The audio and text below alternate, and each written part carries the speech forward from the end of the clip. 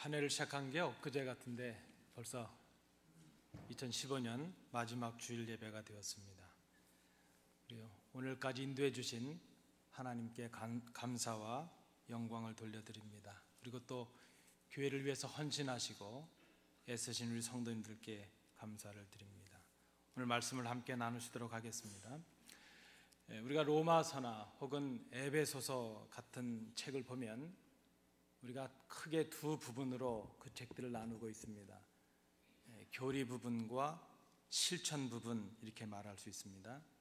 교리 부분이 어떤 신앙의 원리와 삶의 원리를 말한다면, 실천 부분은 그 원리에 따라서 살아가야 될 마땅한 그리스도인들의 삶을 말한다, 이렇게 볼 수 있습니다. 오늘 함께 봉독하신 이 골로새서도 두 부분으로 나뉘어집니다. 1장, 2장은 교리편이라 할 수 있고 3장, 4장은 실천편이라 이렇게 말할 수 있습니다. 그리고 이 3장부터 시작되는 그 실천편의 큰 주제가 무엇인가 하면 새 사람, 이렇게 말할 수 있습니다. 성도가 누구인가? 성도는 의에 대하여 다시 산 사람, 죄에 대하여 죽고 의에 대하여 다시 산 사람, 이렇게 말할 수 있습니다. 이제 성도는 그리스도 안에서 다시 산 새 사람이 되었습니다. 새로운 생활을 살아야 될 사람이 되었다 하는 것이죠. 그래서 이 새 사람은 위의 것을 구하는 사람입니다. 땅의 것을 구하는 사람이 아니고 위의 것을 구합니다. 옛날, 과거에 그리스도인이 되기 전에 그 옛날 것을 구하는 사람이 아니라 그리스도인이 된 이후에 새 것을 구하는 사람, 그 사람이 바로 그리스도인이라 말할 수 있습니다. 위의 것을 구하기 위해서는 옛사람과 그 옛사람으로 살아가던 그 행위를 다 벗어버려야 되고 버려야 됩니다. 그 내용이 11절까지 나타났습니다. 그것은 소극적인 방법이라 말할 수 있습니다. 오늘 함께 봉독하신 12절부터 17절 말씀은 보다 더 적극적인 방법을 말하고 있습니다. 그것은 새 사람으로서 그 새 사람에 합당한 새로운 삶을 살아라 하는 것입니다. 여러분, 그리스도인은 새 사람, 이렇게 말씀을 드렸습니다. 새로운 피조물이라 그랬습니다. 우리 성도된 우리들은 하나님의 형상을 따라서 새롭게 하심을 받은 사람입니다.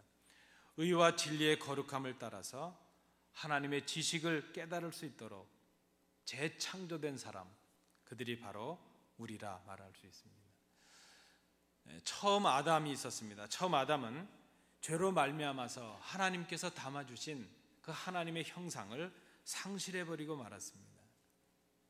그래서 하나님은 둘째 아담을 그 둘째 아담인 예수님을 우리를 위해서 이 땅에 보내주셨습니다.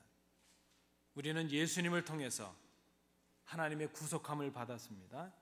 하나님의 자녀가 되었습니다. 이제 우리는 그리스도를 통해서 전혀 다른 새로운 피조물이 되었습니다. 새로운 존재가 되었고 새로운 신분을 가진 사람들이 되었습니다. 사도 바울은 그리스도를 통해서 새로운 존재로 거듭난 성도들을 그리스도로 옷 입은 사람, 이렇게 말하고 있습니다. 전혀 다른 옷을 입었고 전혀 다른 존재가 되었고 전혀 다른 신분의 사람들이 되었다는 그런 의미가 있습니다. 우리 함께 예배하는 우리 성도들이 새로 지음받은 더 그리스도의 옷을 입은 새로운 신분과 새로운 존재의 사람들인 것을 우리가 생각해야 될 것입니다. 미국의 하나님의 교회에 릭 워터라는 목사님이 계십니다. 그 목사님이 최근 칼럼에서 이런 것을 지적했습니다. 살아가는 교회, 부흥하는 교회가 있고 죽어가는 교회가 있는데 죽어가는 교회에 몇 가지 특징이 있다는 것입니다. 그분은 6가지로 지적을 했는데 그저 한 3개 정도만 소개를 해드립니다. 그 첫 번째가 무엇인가 하면 미래에 관한 말보다는 과거에 관한 말을 많이 하는 교회, 그 교회는 쇠하는 교회라는 것이죠. 그러나 성장하고 부흥하는 교회는 과거를 얘기하기보다는 미래를 많이 말을 한다고 합니다. 과거의 영광이 어땠고, 과거에 우리는 이런 원한이 있고, 이런 한이 있고, 이런 원망, 이런 불평, 그 과거에 잡힌 교회는 앞으로 나아가질 못하는 그런 교회라는 것입니다. 또 하나의 쇠하는 교회의 특징이 있는데, 교회가 가진 역량을 선교와 지역과 봉사를 위해서 소위 말하는 아웃리치로 쓰지 못하고 그 많은 역량들, 그 많은 은사들을 내부의 갈등과 그저 다툼과 이런 소모하는데 그 모든 것들을 다 허비해버리는 교회, 그 교회가 쇠하는 교회의 특징이 된다는 것입니다. 그리고 한 가지 더 소개해드릴 것은 쇠하는 교회의 특징이 있는데 세대가 정체된 교회라는 것입니다. 특정 세대 혹은 그저 그 세대의 교체가 없이 정체되어 있는 그런 모습들, 그런 교회가 성장하지 못하는 교회, 이런 말을 했습니다. 우리는 보통 청소년들이 교회 미래다 하는 말을 많이 하죠. 그런데 그 목사님의 지적에 의하면 청년들 혹은 자녀들이 교회 미래라는 걸 많이 말하지만 실제적으로 그 청년들이 사역의 중심이 되지 못하고 그저 우리의 생각 속에서 미래다 그렇게만 있는 교회는 쇠하는 교회라는 것입니다. 그러나 성장하는 교회는 실제로 그 자녀들과 청년들이 그 교회의 사역의 중심에 있다 하는 것이죠.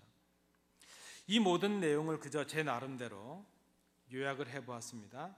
성장하는 교회는 새로운 변화를 적응하고 그 변화에 맞는 새 삶을 살아가는 교회, 이렇게 말할 수 있을 것입니다. 그런데 쇠하고 있는 교회, 쇠퇴하고 있는 교회는 오늘을 살지만 어제 사는 것이죠.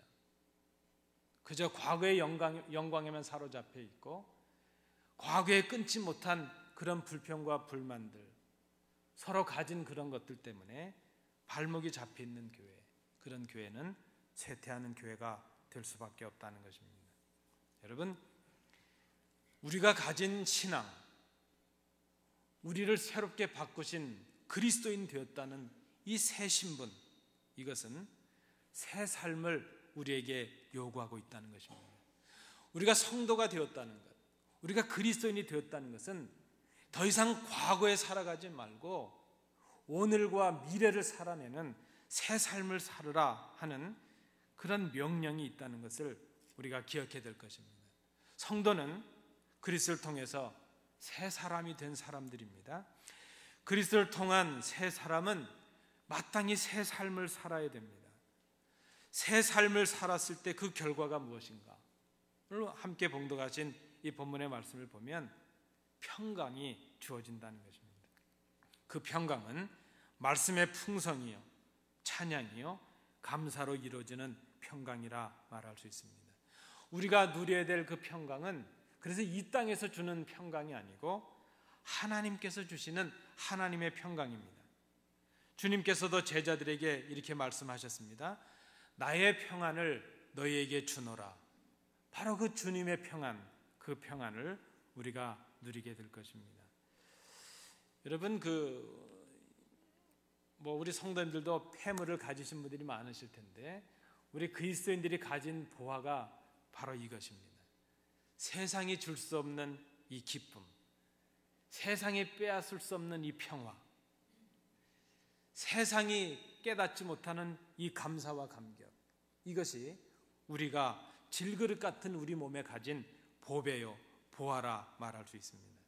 그런데 귀한 것이 있으면 뺏으려는 사람들이 많이 있습니다. 그 보화가 가치가 있기 때문이죠. 우리의 보화를 뺏어가려는 존재들이 있습니다. 사탄의 존재입니다.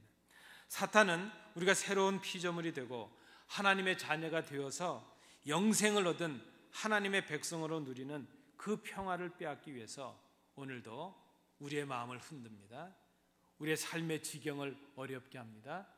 우리 속에 다툼을 일으키고 갈등이 일어나게 합니다. 우리는 그리스도인으로서 이 평화를 빼앗기지 말아야 될 것입니다. 우리에게 주신 은사와 그 은혜와 평화를 지키기 위해서 힘써야 될 것입니다. 그것은 그리스도로 옷 입은 사람들의 삶에 나타나야 될 특징이라 이렇게 말할 수 있습니다. 그리스도인이라면 이런 삶의 특징들이 있어야 된다는 것이죠. 여러분, 세상 사람들과 믿는 우리들이 어디서 구별이 될 수 있겠습니까? 새로운 존재, 새로운 피조물, 새로운 하나님의 자녀된 우리들이라면 그 하나님의 자녀, 그리스도인다운 삶이 우리 속에 나타나야 된다는 것입니다. 그것이 우리에게 진정한 평화가 되고 감사가 되고 또 찬양이 된다 하는 것입니다. 오늘 본문의 사도 바울은 그리스도인으로서 마땅히 살아가야 될 그 그리스도인의 특징된 삶을 우리에게 설명해 줍니다. 첫 번째는 12절입니다. 우리를 단장하라 하는 것입니다. 우리를 치장하라 하는 것이죠. 전에 우리는 과거에 살았을 때 그리스도인이 되기 전에 우리는 세상이 원하는 것들로 우리를 치장을 했습니다. 그런데 우리는 하나님의 택하심을 받은 사람들이 되었습니다. 하나님께서 우리를 부르셔서 거룩하게 구별하셨습니다. 우리는 하나님의 사랑을 받은 사람들이 되었습니다. 이런 사람들은 그 이름에 걸맞는 합당한 옷을 입어야 된다는 것입니다. 여러분, 경찰관은 경찰의 옷을 입습니다. 군인은 군인의 옷을 입습니다. 그리스도인은 그리스도인의 옷을 입어야 됩니다. 그리스도인 된 우리는 우리가 입어야 될 옷이 있습니다. 그것은 그리스도인으로서 보여줘야 될, 삶으로 드러내야 될 마땅한 삶의 행실이라 이렇게 말할 수 있습니다. 오늘 사도 바울은 그렇게 말합니다. 그리스도인으로서 우리가 입어야 될 옷은 궁휼과 자비와 겸손과 온유와 오래 참음이라 그랬습니다. 궁휼은 다른 사람의 연약함을 불쌍히 여길 수 있는 너그러운 마음입니다. 자비는 친절하고 부드러운 인자한 마음입니다. 겸손은 자신을 정직하게 보면서도 남을 자신보다 더 귀하게 낮게 여기는 마음입니다. 온유는 손해를 당하거나 방해를 받아도 불평하거나 원망하지 않는 그 마음입니다. 오래 참음은 불평하거나 원망하지 않는 그 온유의 마음을 끝까지 지킴으로 다른 사람들을 보복하는 행동을 하거나 그렇게 행동으로 드러내지 않는 그것을 우리가 오래 참음 이렇게 말합니다. 여러분, 우리가 이름에 걸맞는 삶을 사는 것 마땅합니다. 사람은 사람답게 살아야 됩니다. 사람이 짐승처럼 살면 안 됩니다. 우리가 늘 그런 말 하지 않습니까? 개만도 못해. 어떤 때는 듣는 개들이 화낼 것 같습니다. 전에 어떤 자동차 광고를 봤는데요. 아주 멋진 승용차인데, 세단인데 차가 그냥 난폭하게 질주를 합니다. 그리고 어느 지점에 가서 차가 딱 섰습니다. 차 문이 열리고 그 운전자가 내리는데 사람이 안 내리고 개가 내리는 그런 광고를 봤습니다. 여러분, 짐승은 짐승답고 동물은 동물답고 사람은 사람다워야 됩니다. 어른은 어른다워야 될 것입니다. 자녀들은 자녀답게 살아야 됩니다. 부모는 부모다워야 되고 학생은 학생다워야 됩니다. 그래야 아름답습니다. 그것이 자연스러운 것입니다. 우리 장로님 기도도 하셨지만 남성은 남성다워야 되고 여성은 여성다워야 됩니다. 그 자연스럽다는 것, 그것이 하나님의 질서요 순리라 이렇게 말할 수 있습니다. 우리가 그리스도인이라면 그리스도인답게 살아가는 것, 이름에 답게 살아가는 것, 그것을 바로 삶으로 단장하는 것 이렇게 말하고 있습니다. 그것은 마음을 속이는 거칠애를 치장하라는 것이 아닙니다. 얼굴을 감추는 가면을 쓰고 그럴듯하게 하라, 그것을 말하는 것이 아닙니다. 속에 정직한 마음을 정직하고 성실한 행동으로 드러내는 그런 치장, 그런 단장을 하라 하는 것입니다. 여러분, 우리가 그리스도인이라면 그리스도인다운 단장이 있어야 될 것입니다. 우리의 말과 우리의 행실을 단장해야 될 것입니다. 여러분, 언제 실망하십니까? 목사가 목사답지 않을 때 실망들 하시지 않습니까? 세상은 교회가 교회답지 못할 때 실망합니다. 세상은 성도가 성도답지 못할 때 실망합니다. 우리가 우리의 언행을 단장할 필요가 있습니다. 우리가 그리스도인이 되었기 때문입니다. 우리의 언행이 그리스도인으로서의 새 사람됨을 드러낼 수 있는 그런 행실이 있어야 된다는 것입니다. 두 번째, 우리가 그리스도인으로서 그리스도로 옷 입었다는 특징이 무엇이겠는가? 오늘 본문 13절, 14절 말씀입니다. 사랑의 옷을 입고 다른 사람들과 조화를 이루는 것이라 이렇게 말할 수 있습니다. 그리스도인으로서 우리가 입어야 될 옷은 긍휼과 자비와 겸손과 온유와 오래 참음이라 말씀을 드렸습니다. 이러한 모습으로 서로를 용납하고 이해하고 배려하는 것을 말합니다. 이것을 한마디로 요약하자면 서로 사랑하는 것이라 말할 수 있습니다. 여러분, 우리는 서로 불만이 있을 수 있습니다. 함께 사는 부부도 불만이 있습니다. 부모는 자녀에게 불만이 있을 수 있고 자녀들은 부모님에게 불만이 있을 수 있습니다. 함께 예배하는 우리 성도들도 서로 생각이 다를 수 있고 불만이 있을 수 있습니다.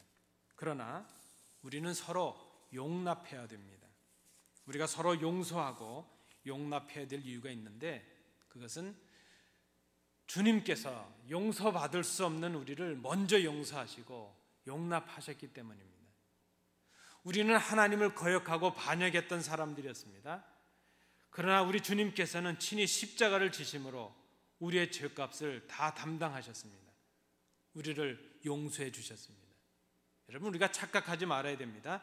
우리가 용서받을 만해서 용서받은 것이 전혀 아니었습니다. 불만으로 치자면 우리 주님이 우리에게 얼마나 많은 불만이 있으셨을까 생각해 봅니다. 복음서를 보아도 우리 주님께서 제자들에게 얼마나 불평하고 불만한 일이 많으셨을까 생각해 봅니다. 그러나 그리스도께서는 우리에게 갚으셔야 될 그 원망과 불평을 오히려 스스로 담당하셨습니다. 그 큰 희생을 담당하시면서도 우리를 용서하셨습니다.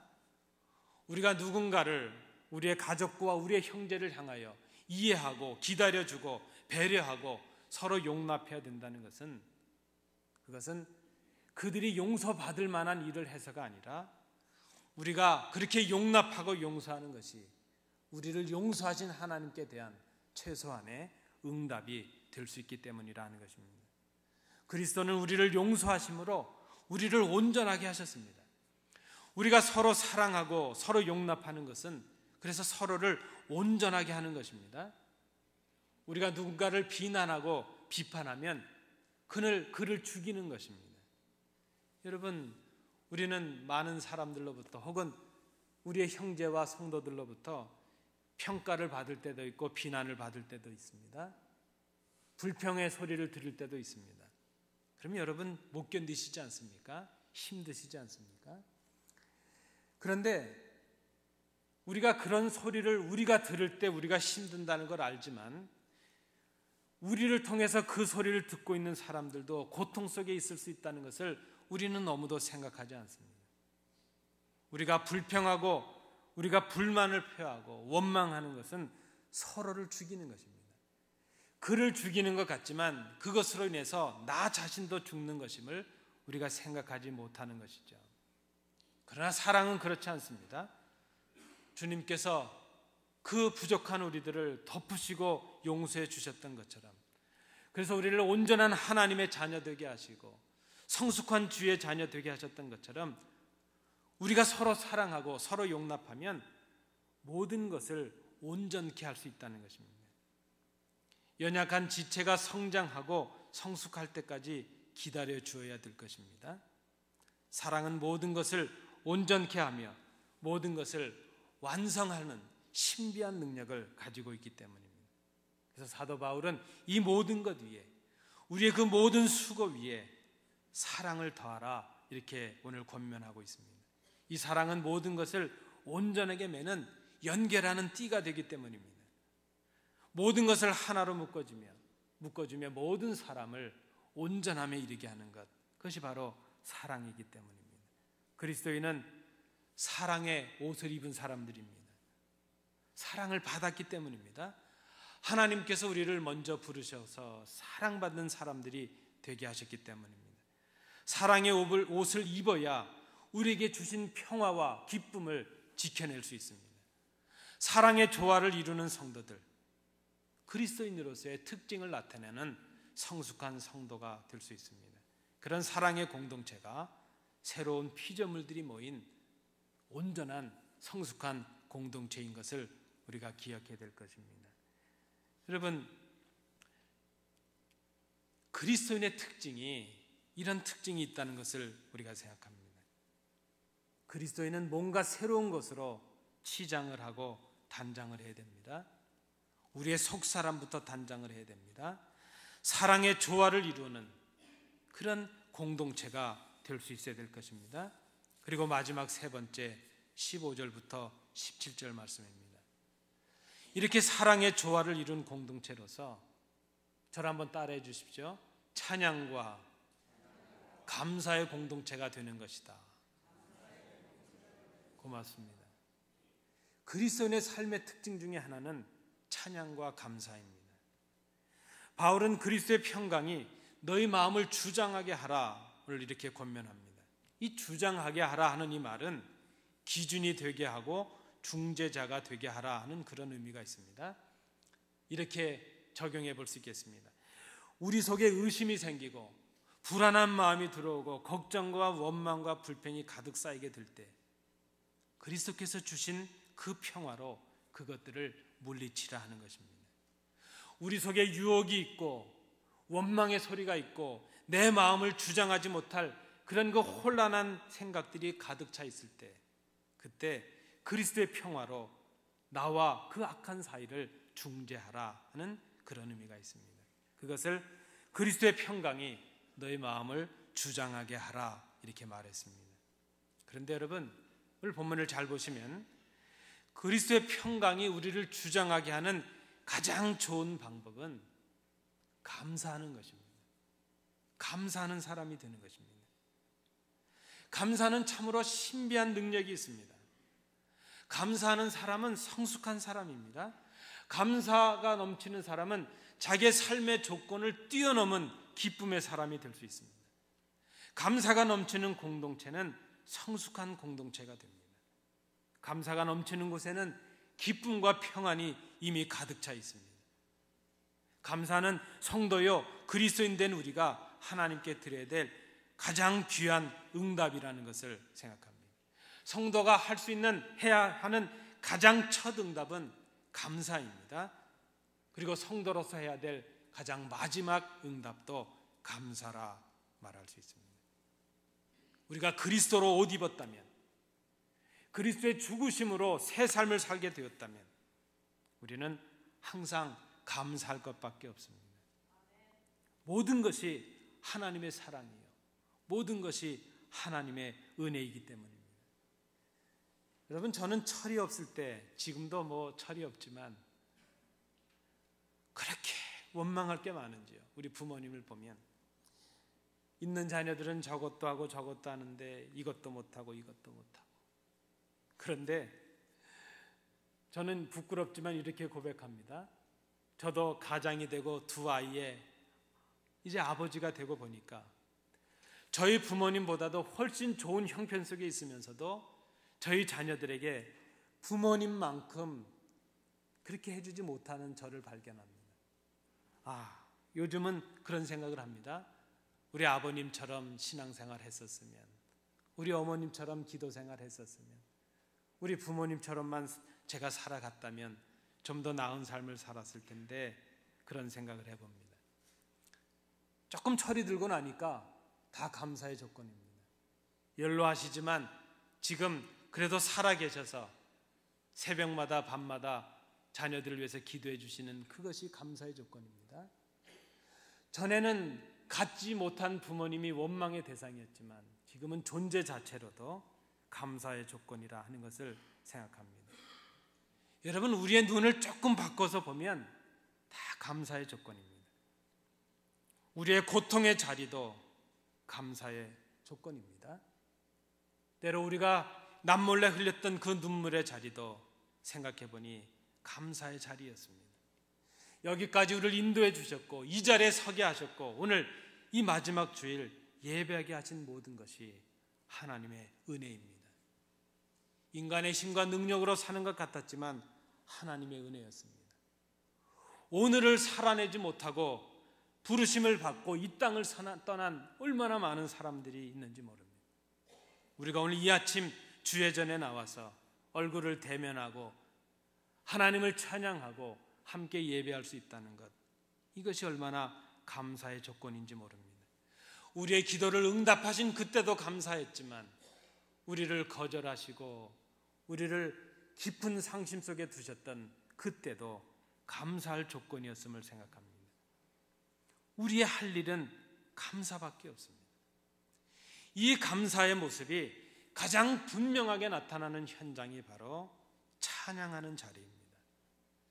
저는 그런 생각을 해봅니다. 제가 만약에 목사를 안 했다면, 목사로서 이 일을 섬김을 안 했다면 제일 하고 싶은 일이 찬양대입니다. 저희 집사람도 반주 안 했으면 제일 하고 싶은 게 찬양대라 그럽니다.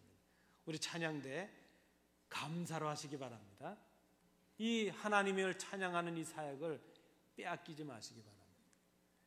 사랑하는 성도 여러분, 우리에게 주신 이 직분과 이 교회와 함께 나누고 함께 교제하는 우리 성도들, 감사의 조건으로 고백하실 수 있길 바랍니다.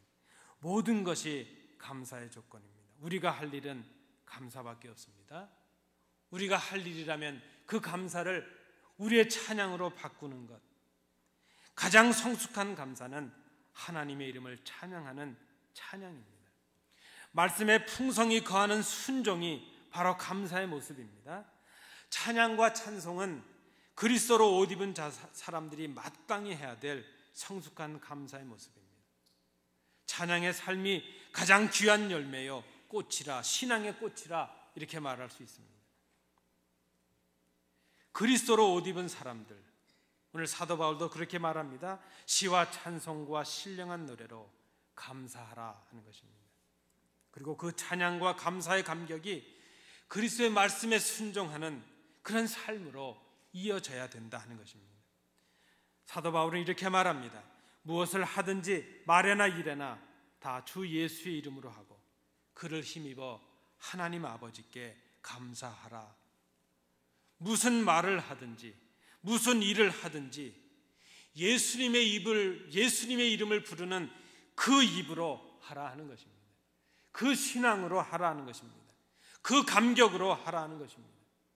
주님을 대하는 그 찬송의 마음으로 성도들을 대하라 하는 것입니다.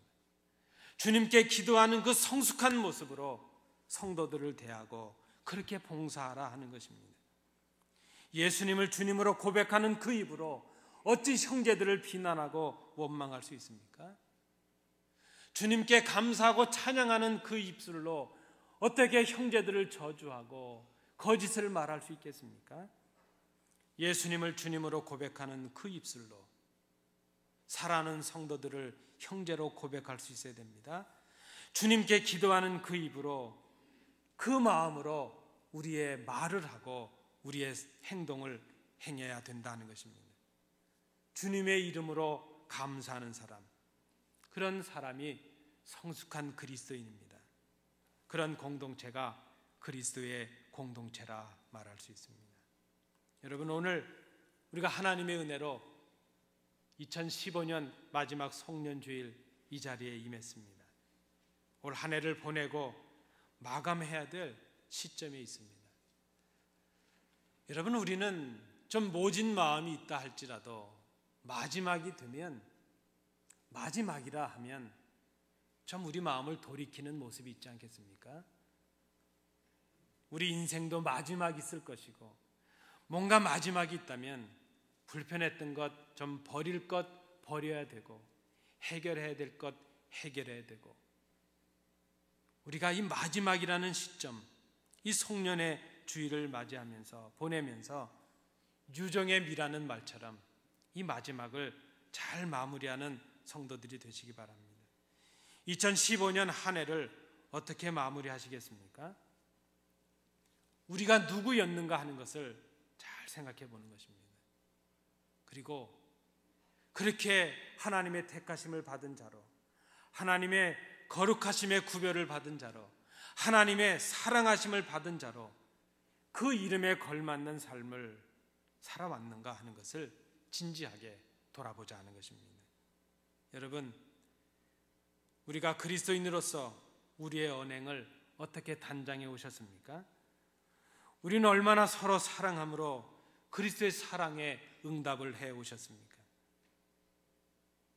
우리의 입술 속에 감사와 찬양이 많았습니까?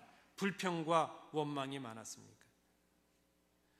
우리의 말 속에 지적과 비난과 저주가 많았습니까? 이해와 배려와 용서와 용납의 말이 많았습니까? 우리는 다른 사람의 부족을 많이 지적했고 비난했습니다.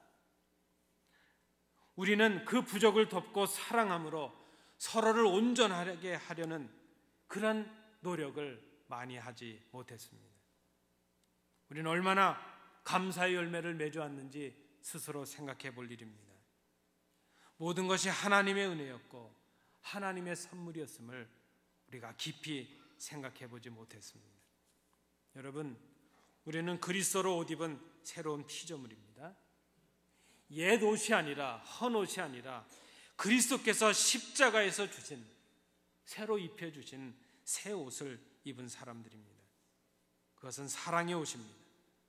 용서의 옷입니다. 그것은 찬양의 옷이요, 감사의 옷이요, 평화의 옷입니다. 그리스도의 옷을 입은 사람들은 좀 달라야 되지 않겠습니까? 세상의 사람들과 생각하는 것이 좀 달라야 되고, 살아가는 모습이 좀 달라야 되고, 행하는 것이 좀 달라야 되지 않겠습니까? 그리스도로 옷 입은 사람들은 사랑으로 조화를 이루는 사랑의 공동체를 이루어야 될 것입니다. 그리스도로 옷 입은 사람들은 하나님께 찬양과 말씀에 순종함으로 감격과 감사의 공동체를 이루어야 될 것입니다. 그때 주시는 선물이 바로 하나님의 평강이요, 그리스도의 평강이라 하는 것입니다. 여러분, 그리스도인답게 살아가야 될 그리스도의 옷을 입은 사람들입니다.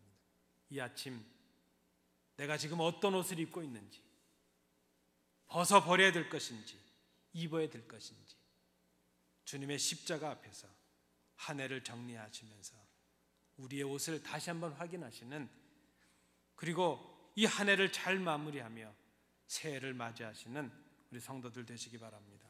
기도하겠습니다. 은혜로우신 아버지 하나님, 그리스도께서 우리에게 주신 그 새 옷을 우리가 입고 있는지 생각해 봅니다. 올 1년을 돌아볼 때에 우리는 참으로 부족했고 나약했습니다. 전혀 그리스도인답지 못했습니다. 성도답지 못했습니다. 저희들의 삶을 정직하게 돌아보며 우리의 힘과 능력으로 입을 수 없는 그 옷, 주님께서 선물로 주신 그 옷을 이제 기쁨으로 입는, 감격으로 입는 저희들이 되게 하옵소서. 예수님 이름으로 기도하옵나이다.